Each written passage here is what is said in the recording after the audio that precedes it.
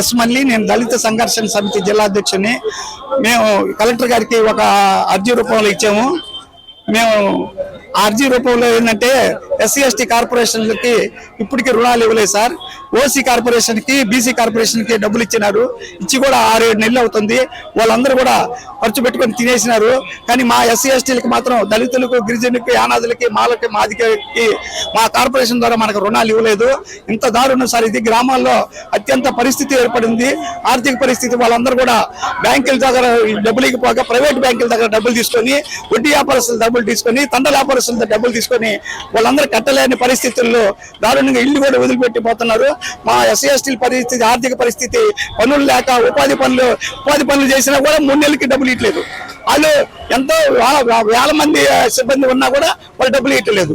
వాళ్ళు ఉపాధి కూలీలు డబ్బులు ఇవ్వట్లేదు. ఆ విధంగా కూలీ డబ్బులు ఇవ్వట్లేదు. ఇప్పుడు బ్యాంకులు రుణాలు ఇవ్వట్లేదు. అదేంటి ప్రైవేట్ బ్యాంకుల వాళ్ళు కొమ్మేస్తున్నారు.